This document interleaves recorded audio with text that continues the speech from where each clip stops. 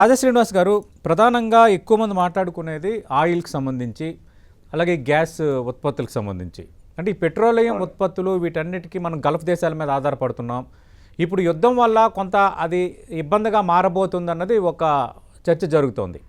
ఒకవైపు హర్ముజ్ జలసంధి ద్వారా వచ్చేవి రావాల్సి ఉన్నా ఆల్రెడీ ఈ ఆయిల్ రిఫైనరీల మీద, ఆయిల్ ఉత్పత్తి కేంద్రాలపైన అటాక్స్ జరుగుతున్నాయి కాబట్టి భవిష్యత్తు కొంత కష్టమే అని అంటున్నారు. దీనిపై నాకు కొంత క్లారిటీ ఇస్తారా? మనకేంటంటే నేను మొదటి నుంచి చెప్తుంది ఏంటంటే ఆయిల్ ప్రొడక్షన్ అనేది ఇంటెన్షనల్ గా ఎవరు ఆపలేదు వార్ కారణంగా. ఓకే, ఇప్పుడు ఒక రకమైన వాతావరణం ఏర్పడింది హర్ముజ్ జలసంధిలో. అంటే మేము ఈ దేశాలు వదిలేస్తాం, ఈ దేశాలు వదిలేయము, ఈ దేశాల వాళ్ళని అసలు పంపించము, ఇట్లాంటి ఇరాన్ వాళ్ళు చెప్తున్న వాస్తవం. కాబట్టి ఆడ రోజుకి కొన్ని వందల షిప్పులు వెళ్ళేది 2 షిప్పులు 3 షిప్పులు వెళ్ళినప్పుడు ఆబ్వియస్ గా అక్కడ స్టాగ్నేట్ అయిపోతాయి షిప్స్. స్టాగ్నేట్ అయిపోయినప్పుడు ఏంటంటే మీరు మళ్ళీ లోడ్ చేసేదానికి ఎంటీ షిప్స్ అనేది అవైలబుల్ ఉండవు.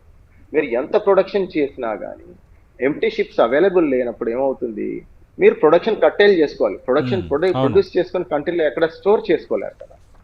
సో అది ఆ వాతావరణం ఇప్పుడు ప్రస్తుతానికి నడుస్తుంది. అంతేగాని అక్కడ ఉండే ఫెసిలిటీస్ ఇంపాక్ట్ అయ్యో, డ్యామేజ్ అయ్యో, ప్రొడక్షన్ చేయకపోవడం అనేది ఇంతవరకు జరగలేదు.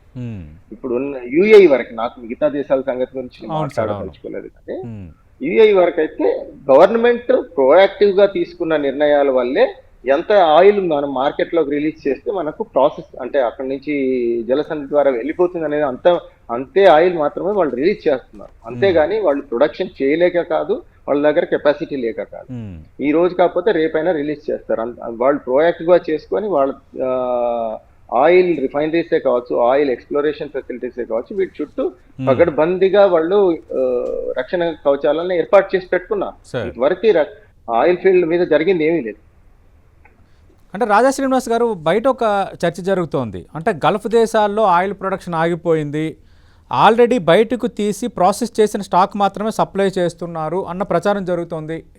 ఇందులో వాస్తవం ఎంత సార్? నేను దీనికి అగ్రి చేయనండి. నేను అదే చెప్పాను కదా, మనం ఎందుకు ఆయిల్ తీయట్లేదు అనే దానికి ఒక రీజన్ చెప్పాను. మనకు హర్ముజ్ జలసంధి అనేది ఈ రోజు ఓపెన్ అయ్యింది అనుకోండి, రేపు పొద్దున్న నుంచి 100% ఆయిల్ తీసేస్తారు. తీసేసిన ఆయిల్ ఎక్కడ స్టోర్ చేయాలి అనేదే ముఖ్యమైన క్వశ్చన్ ఇక్కడ. ఏంటి, తీస్తాను నేను, నా దగ్గర కెపాసిటీ ఉంది, నేను తీసి ఎక్కడ పెట్టాలి? ఆ షిప్స్ అక్కడ నుంచి కదిలి కొత్త షిప్స్ వస్తే ఎంటీ షిప్స్ నేను అందులో లోడ్ చేయగలుగుతాను. అంతేగాని అక్కడ కెపాసిటీ లేక కాదు, అక్కడ ఉండే వాతావరణం అనుకూలించక కాదు. Yes, there are some restrictions happening one here and there. అక్కడ టెంపరీగా షట్ డౌన్ చేసేసుకొని ఆ ప్లాంట్ ని బాగు చేసుకొని వెంటనే చేసేసుకుంటున్నారు, చిన్న చిత్కా డెబ్రీస్ పడింది అక్కడ.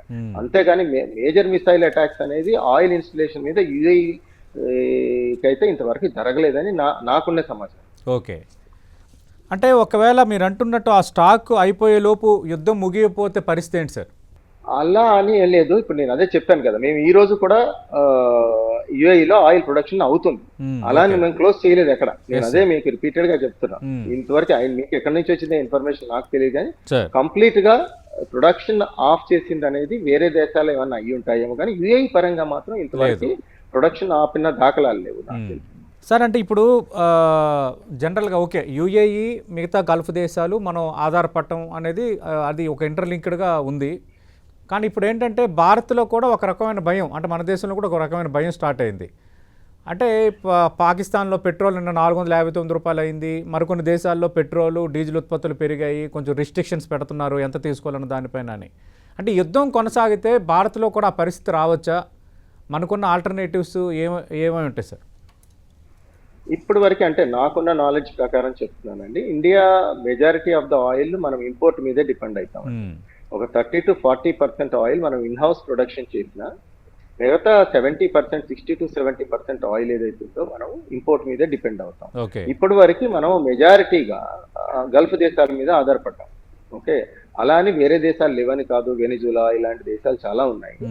సో ఆ దేశాల నుంచి ఇప్పుడు మనకుండే మిత్ర సంబంధాలు అన్ని దేశాలతో ఉన్నాయి. ఓకే, సో కాబట్టి కాకపోతే ఏమైందంటే ఈ రోజు నేను గల్ఫ్ నుంచి తెచ్చుకుంటే నాకు ట్రాన్స్పోర్టేషన్ ఖర్చు మేబీ 10 రూపాయలు అయితే వేరే దేశాల నుంచి రీరూట్ చేసి తెచ్చుకుంటే 20 రూపాయలు అవ్వచ్చు. అప్పుడు cost of the petrol, diesel ఇవి పెరగడానికి అన్ని రకాల అవకాశాలు ఉన్నాయి.